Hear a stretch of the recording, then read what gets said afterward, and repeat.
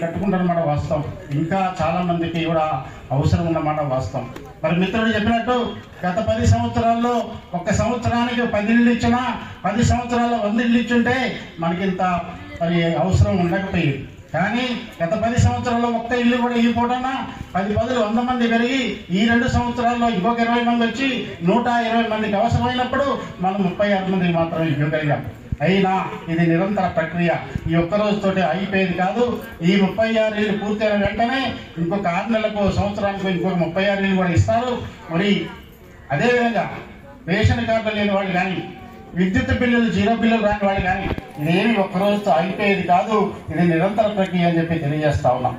అదేవిధంగా మీరు గతంలో ఆనాటి ప్రభుత్వం ఇచ్చిన చీరలకి ఈ రోజు కాంగ్రెస్ ప్రభుత్వం ఇస్తున్న చీరలకు ఒక్కసారి తేడా చూడండి.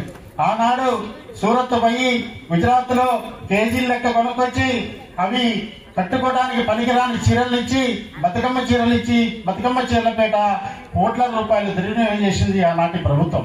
కానీ ఈనాడు మరి ఏదైతే తెలంగాణ రాష్ట్రంలో కరీంనగర్ జిల్లాలో సిరిసిల్ల ప్రాంతంలో ఏదైతే చేనేత కార్మికులు మరి నేస్తారో ఆ నేసిన బట్టలు తీసుకొచ్చి వారికి ఒకవైపు ఉపాధి కల్పిస్తూ మరి ఈనాడు మరి రాష్ట్రంలో ఉన్న మహిళలందరికీ చీరలు ఇవ్వాలని చెప్పి రాష్ట్ర ప్రభుత్వం సంకల్పించి 1 కోటి మంది మహిళలకి చీరలు ఇవ్వాలని మరి ప్రభుత్వం ఆర్డరిస్తే ఈ గత 6 నెలల్లో వాళ్ళు ఒక 70 లక్షలు మాత్రమే సప్లై చేయగలిగారు.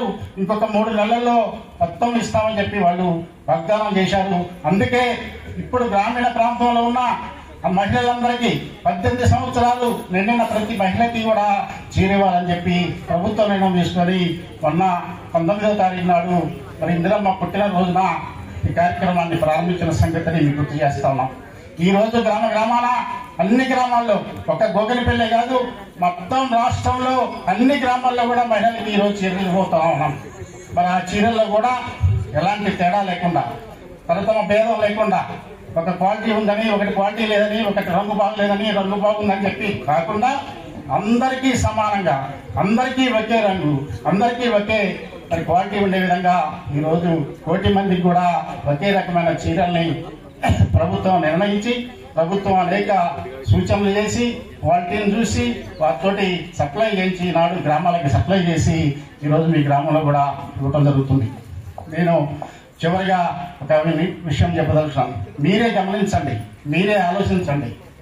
ఏ ప్రభుత్వంలో ఎవరికి మేలు జరిగింది, ఏ ప్రభుత్వంలో ఎవరికి మేలు జరుగుతూ ఉంది, ఏ పేదవాడికి గతంలో ఇచ్చినా ఈ రోజు ఇచ్చినా రేపైనా ఏ ప్రభుత్వంలో మరి పేదలకు న్యాయం జరుగుతుందో ఒకసారి ఆలోచించండి. మీ గ్రామానికి వచ్చినప్పుడు ఆనాటి కాంగ్రెస్